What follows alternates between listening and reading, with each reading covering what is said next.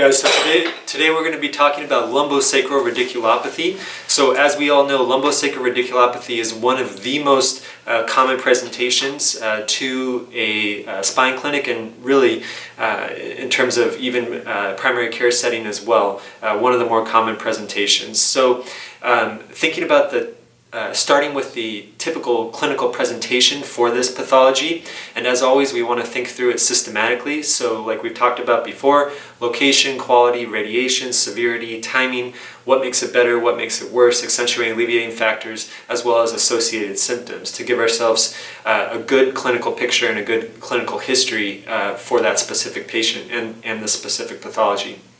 So starting with simple localization, usually for lumbosacral radiculopathy, these patients will have not just low back pain, but also radicular lower limb pain.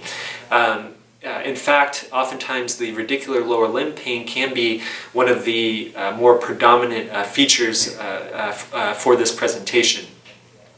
In terms of the quality of the symptoms, the low back pain itself oftentimes can be aching, more of an aching pain, or a painful pressure that can be sharp with exacerbation, but then we have the radicular pain into the lower limb, which can have neuropathic qualities to it, including more of a painful numbness or an electrical shooting type of pain.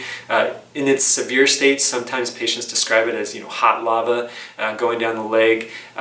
Cramping is another common description that I've heard from patients when describing a radiculopathy as well.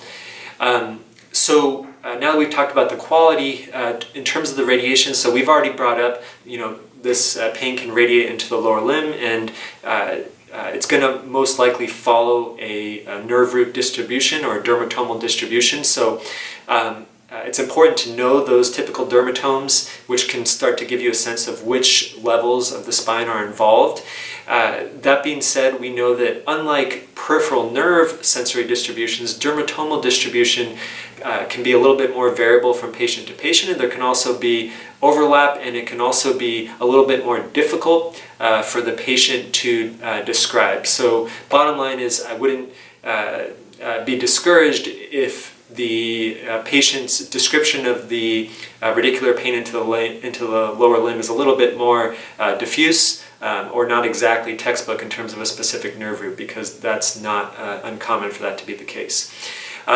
Now, in terms of the severity of the symptoms, obviously that's important for us to assess for each patient, because how severe these symptoms are and how much they're impacting what the patient needs to do, what the patient loves to do. That's very critical in terms of thinking about how we're going to approach this problem ultimately. In terms of the timing of this, so like many of these spine or musculoskeletal conditions, there's ultimately there's going to be a spectrum, but there's really two different types of presentations for radiculopathy.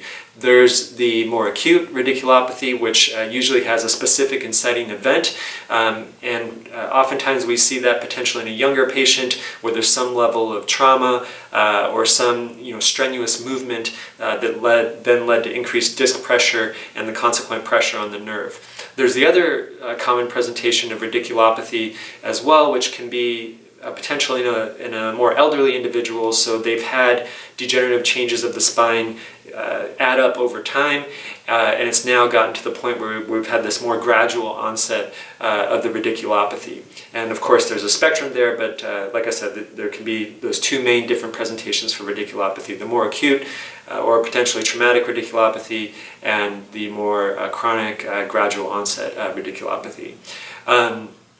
In terms of accentuating, alleviating factors, so again, depending to some degree on what the underlying causes of the radiculopathy are. So for example, if it's really largely due to a disc herniation, then movements or positions that put a lot of pressure on the disc, for example, lifting, bending over, sitting for a prolonged period of time, especially with suboptimal posture, going to the restroom, coughing, sneezing, those type of things can really exacerbate the discogenic component of it, as well as obviously the pressure on the nerve root and the radicular pain.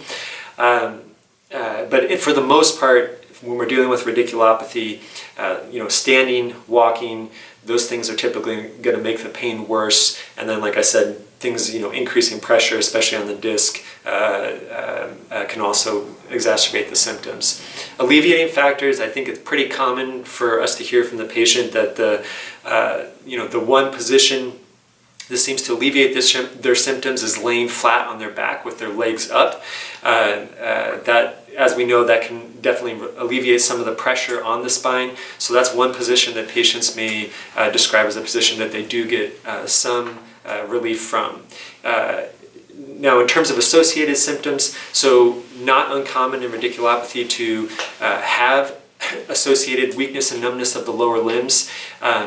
That being said, it's very important for us to consequently assess whether or not that weakness and or numbness is progressive or not, because obviously that's going to significantly change our approach to management. So anytime we have back pain and radicular pain, we always want to be thinking next, okay, is there weakness, numbness? Is that weakness, numbness stable, or is it progressive? And then along with weakness, numbness, we also want to be asking about bladder, bowel, making sure that there's no concerning changes in terms of bladder or bowel incontinence, which obviously would be concerning for a more emergent process. And then lastly, as always, and as we brought up with other pathology, we want to make sure with any back pain process that we're not missing other more concerning diagnoses, infection, fracture, cancer. So we're asking about our red flag, our associated symptoms in terms of red flag signs and symptoms.